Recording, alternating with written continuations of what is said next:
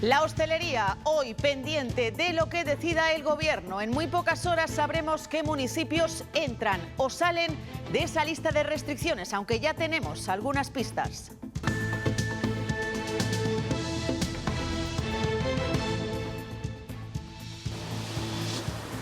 La capital vallisoletana y la salmantina se acercan a la tasa para poder abrir el interior de los bares, mientras que en León tendrían que cerrar. Son 33 los municipios que actualmente engrosan la lista de restricciones a la hostelería. Hola, ¿qué tal? Y España afronta esta semana el reto de llegar a los 5 millones de inmunizados. En Cataluña hoy comienza la vacunación de Policía Nacional y guardias civiles. El TSJ catalán obligó a la Generalitat a inmunizar a estos cuerpos al mismo ritmo que a los Mossos. Dio de plazo 10 días. Jornada de reflexión hoy en Madrid. En poco más de 24 horas sabremos quién presidirá la comunidad los próximos 2 años. Se cierra una de las campañas más tensas que se recuerda. Tiene más de 90 años, está enfermo y acaba de denunciar a Bankia. Dice que ha perdido 700.000 euros en los últimos años por culpa de operaciones bancarias de las que no le informaron bien. Los ahorros de toda su vida. Y tras un fin de semana frío para la época, parece que va a salir el sol y van a subir las temperaturas. Francisco. Sí, Ana, está cambiando el tiempo. El fin de semana cada vez las lluvias han ido a menos, han ido bajando las temperaturas, que han sido casi de invierno, y hoy quedan las últimas lluvias, sobre todo en el sistema central, en el este y en puntos de Burgos. En el resto ya vemos cómo van subiendo los termómetros y va saliendo el sol.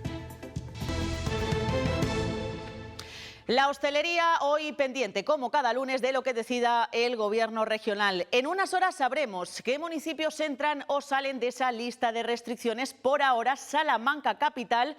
Mañana martes, Lidia Bartolomé podría abrir el interior de los bares. Eso es, buenos días, Ana, y uno de esos lugares que ya está por debajo de ese límite que marca la Junta de Castilla y León es Salamanca capital. Aquí hay una incidencia acumulada en los últimos 14 días de 140 casos por cada 100.000 habitantes, por lo tanto todo hace indicar que mañana los hosteleros podrán reabrir el interior de bares y restaurantes. En una situación similar también está Béjar, con una incidencia de 135 casos. La decisión definitiva se tomará hoy en un Consejo de Gobierno extraordinario. Gracias, Lidia. Ahora mismo 4 capitales siguen sin restricciones en la hostelería. Son Ávila, Zamora, Palencia y León. Pero atención, porque la capital leonesa, Elena Rodríguez, podría desde hoy engrosar esa lista. Buenos días, Ana. En León capital, desde el pasado martes, se superan los 150 casos por cada 100.000 habitantes. Se han llegado a rozar los 160, aunque es verdad que este fin de semana la tendencia es ligeramente descendente y el último dato es de 158,84 casos por cada 100.000 habitantes en 14 días. Así que muy pendientes de lo que se acuerde hoy en ese Consejo de Gobierno extraordinario aquí en León y también en otro municipio muy cercano, el de Valverde de la Virgen, donde la incidencia acumulada es de 162 casos por cada 100.000 habitantes. Por una situación completamente diferente van a estar pendientes del Consejo de Gobierno en Ponferrada. Allí llevan 2 semanas de restricciones. La incidencia acumulada se ha reducido de manera muy importante. Apenas superan los 150 casos y allí se espera que hoy se levanten las restricciones que se tomaron hace 15 días. Gracias, Elena. Nos vamos ahora hasta Segovia. En la capital tendrán que esperar al menos otra semana más. Los datos, Natalia Fernández, no son nada buenos. Buenos días. La capital de Segovia no podrá reabrir hoy el interior de bares y restaurantes al estar en riesgo muy alto, con una tasa de incidencia acumulada de 357 casos por cada 100.000 habitantes, muy por encima de esa barrera que la Junta de Castilla y León situó en 150 casos por cada 100.000 habitantes y que marcaría el poder volver a reabrir el interior de bares y restaurantes. Recordamos que la capital de Segovia lleva con el interior de la hostelería cerrada desde el pasado 6 de abril. Tampoco podrán reabrir el interior de la hostelería 2 capitales de provincias más, de Castilla y León, como es el caso de Burgos, con una tasa de incidencia acumulada a 14 días de 385 casos por cada 100.000 habitantes, ni tampoco en la capital de Soria, donde la tasa de incidencia es ligeramente inferior, pero sigue siendo alta, con 274 casos por cada 100.000 habitantes. Gracias, Natalia, y muy pendientes de Valladolid capital, porque con los datos de ayer domingo podría abrir el interior de la hostelería de nuevo. Sin embargo, municipios como Medina del Campo cerrarían.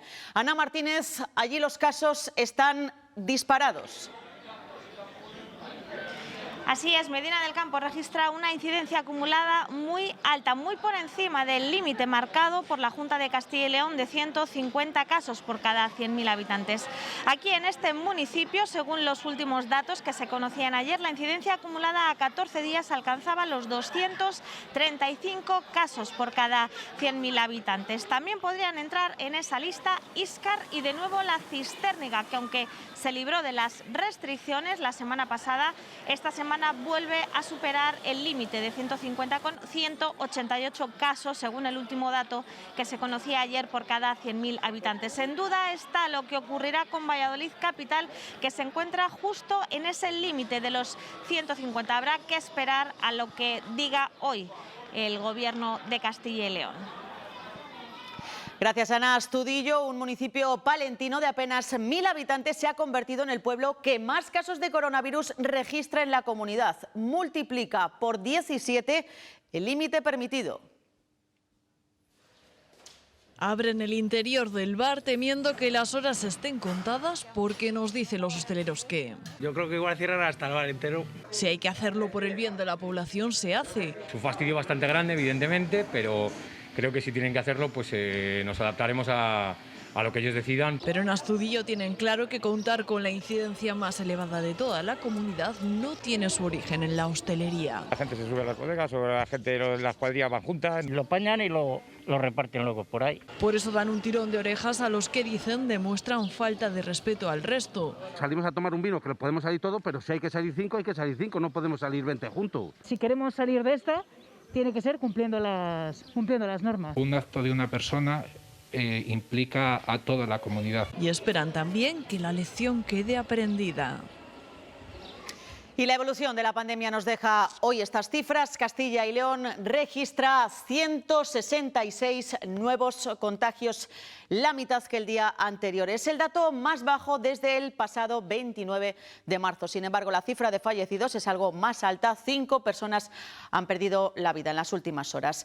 Y en España los contagios muestran un claro descenso. Se han contabilizado 3.000 nuevos contagios menos que el pasado fin de semana. Solo en Aragón se acelera la propagación.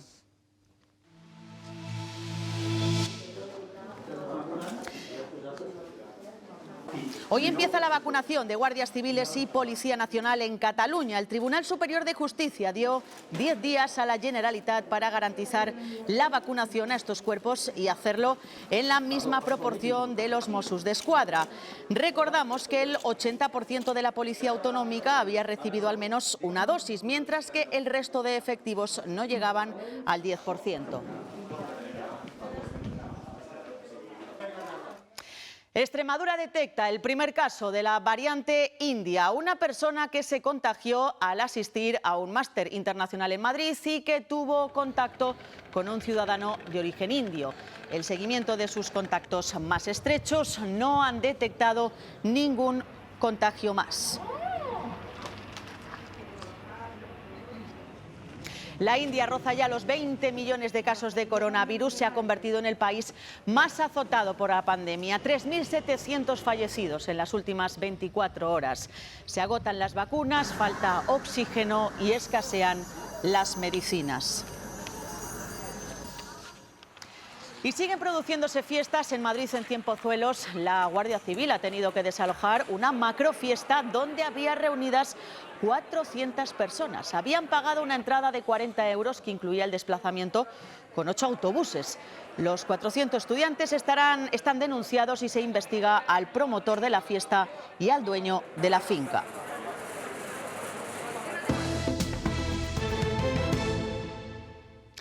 En poco más de 24 horas sabremos quién presidirá la Comunidad de Madrid los próximos 2 años. Hoy, jornada de reflexión. Se cierra una de las campañas más tensas que se recuerda. Ayer, los líderes nacionales se volcaron en los últimos mítines. La cita en las urnas, el martes se espera una participación histórica. La campaña en Madrid terminó igual que comenzó, con mensajes en clave nacional. El problema de Madrid se llama Pedro Sánchez. Y la polarización como argumento para movilizar a los votantes. La de enemigos arrogantes y violentos de la democracia. Vamos a conseguir que Pablo Iglesias se vaya a su casa. Arropada por Pablo Casado, Isabel Díaz Ayuso cerró la campaña emocionada y reivindicando su gestión de la pandemia. Que Madrid será el kilómetro cero del cambio en España. Para el PSOE, este martes ha llegado la hora inevitable, ineludible de elegir. Lo decía el candidato Ángel Gabilondo, respaldado por el presidente del gobierno, que llamaba al sueño de que la izquierda gobierne la Comunidad de Madrid. El fin de 26 años de gobierno derechista en Madrid. Ciudadanos termina esta campaña con el objetivo de llegar al 5% de apoyos para obtener representación en el Parlamento madrileño. Me encantaría que el día 4 de mayo nosotros, Ciudadanos, le ganáramos a Iglesias. Pablo Iglesias ha seguido tensando el discurso desde Vicálvaro, donde Podemos ha finalizado la campaña con la presencia de la vicepresidenta Yolanda Díaz. Vox ha vuelto a la Plaza de Colón pidiendo que el 4 de mayo se inicie desde Madrid el final del gobierno de Sánchez. Este año, por haber mantenido los teatros abiertos, por ser tan valiente y ser tan buena presidenta, te la mereces tú. Era uno de los momentos del día cuando el músico Nacho Cano le devolvía la cruz del 2 de mayo a la presidenta de Madrid. El ex de Mecano había recibido el galardón con motivo del Día de la Comunidad, pero tras recibir la distinción se la devolvió a Díaz Ayuso por ser valiente y abrir teatros, por salvar, dijo, la cultura en la capital. Continúa la búsqueda del padre y sus dos hijas desaparecidos la semana pasada en Tenerife. Ya son 6 días sin noticias, aunque la madre no pierde la esperanza. Se ha emitido una orden internacional de búsqueda por si se encontraran en el extranjero. Las labores se centran sobre todo en el mar y se analizan las cuentas bancarias de la familia.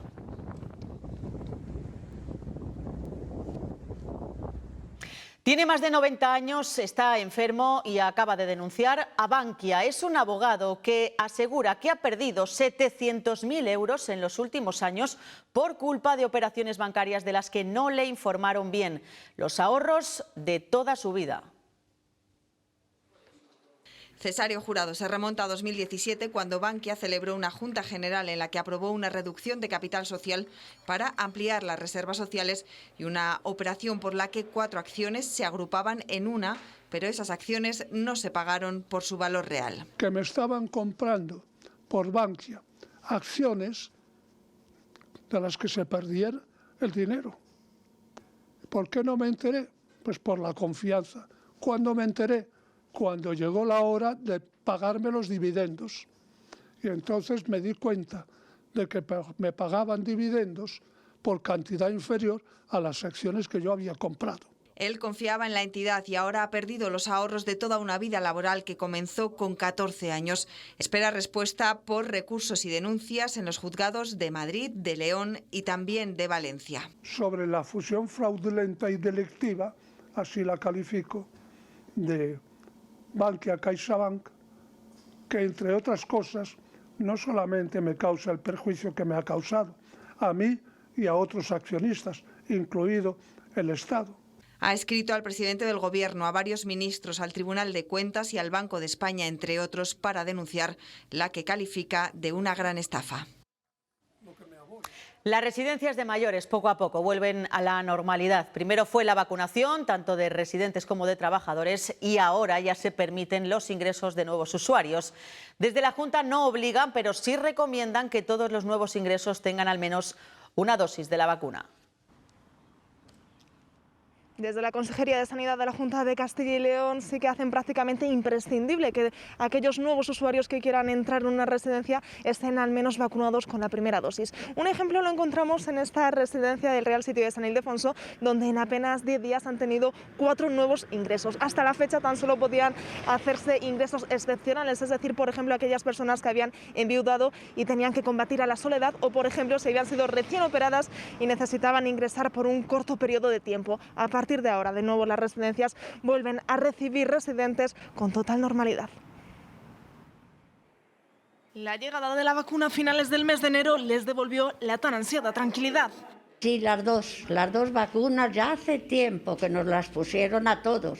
Ahora también vuelven a contar con nuevos usuarios en la residencia. Desde que se están relajando las medidas hasta ahora, hemos tenido como 4 ingresos. Una relajación en las restricciones que pasa, por ejemplo... No es necesario tener la valoración de dependencia, por ejemplo, o el caso de prioridad social, ya no tiene que informarlo los servicios sociales, sino simplemente nuestro médico puede informarlo.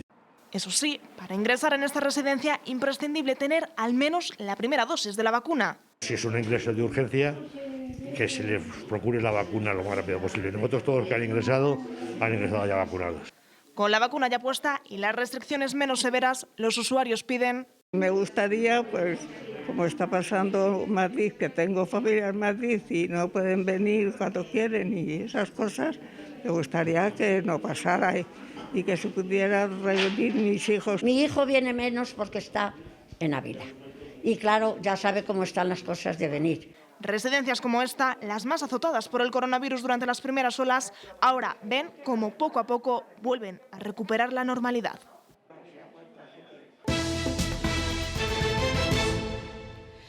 Los vecinos de Tezanos, en Burgos, buscan al propietario de este coche que se salió de la carretera el pasado 1 de enero. La nieve hizo que se quedara atascado justo sobre el arroyo. El ayuntamiento ha solicitado a la subdelegación que lo retire. Han conseguido la dirección del dueño, pero no tienen respuesta. Lamentan que si no se hace cargo, los gastos correrán a cargo del pueblo o que pueda provocar algún accidente.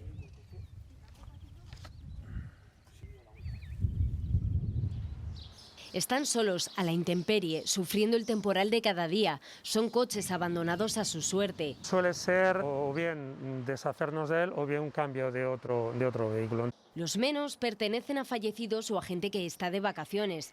En algunas ciudades como Valladolid o Burgos, cuando un vehículo está 7 o 10 días aparcado en el mismo punto, se considera abandonado, aunque se suele dar algo más de margen. Después se intenta localizar a su propietario. Si no se le localiza, lo que hacemos es poner una pegatina. Si no lo retiran en el mes, policía local, volvemos a verificar que el vehículo sigue y es cuando ya le retiramos con la grúa y le retiramos al depósito.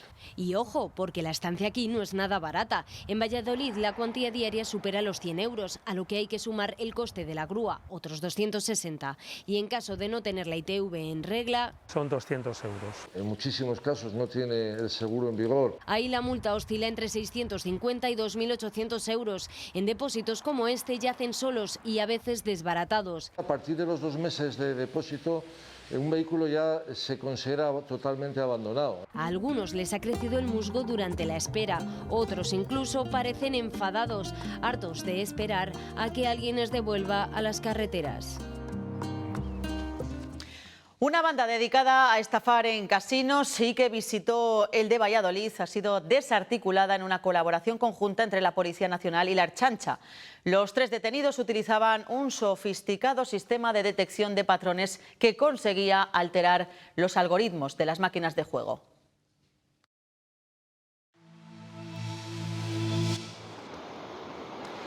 Este oso se ha dejado ver en Cargas de Narcea, Asturias, en una zona transitada por paseantes. Es el segundo ejemplar que vemos tras el de la semana pasada en Fuentecobre, en Palencia, por zonas muy frecuentadas por turistas.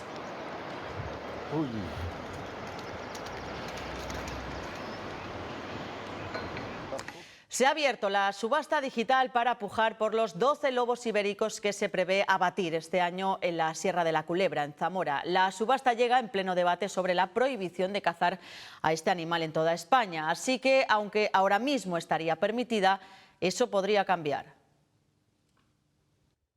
Abatir un lobo en la Sierra de la Culebra puede llegar a subastarse por unos 6.000, 7.000. Y si a los 12 lobos permitidos cazar le sumamos 40 ciervos y 12 corzos, los ingresos pueden llegar hasta... Más de 200.000 euros se mueven. Un dinero que para los defensores del lobo no compensa si se tuviera en cuenta, dicen, la delicada situación de conservación en la que está la especie. Que la caza pues puede suponer un montón de problemas para la supervivencia y para la conservación de la especie, ¿no? Pero los cazadores no piensan lo mismo. En ningún momento el lobo está en peligro, todo lo contrario, hay más población que nunca. Para ellos, además, la actividad cinegética del lobo es todo un revulsivo económico para la zona. Los colectivos a favor ven, sin embargo, todo lo contrario, pérdidas, porque está afectando negativamente al turismo. Porque es una actividad completamente incompatible con el modelo de desarrollo basado en la observación del lobo vivo. A partir de ahora, a ver qué pasa con la orden que prohíbe la caza del lobo,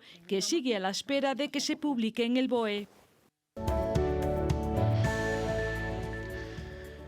Muy buenos días. Después de un fin de semana en el que el sol se ha ido abriendo paso, cada vez hemos tenido menos nubes, las lluvias y las tormentas han perdido intensidad, aunque eso sí, hemos tenido frío, con algunas heladas a primeras horas y máximas casi invernales. Vamos a ver cómo la situación va a ir cambiando. Cada vez vamos a tener más sol, aunque eso sí, hoy quedan algunas lluvias que van a ser algo más débiles en el este, en zonas del sistema central, también en Burgos. Puede haber algunas tormentas, sobre todo en puntos de Segovia, también en zonas del sistema central en Ávila, y a partir de mañana, como decíamos, el sol y las temperaturas primaverales se van a abrir paso. Gracias, Francisco. Pues con la previsión del tiempo nos despedimos. Volvemos en unos minutos con más información.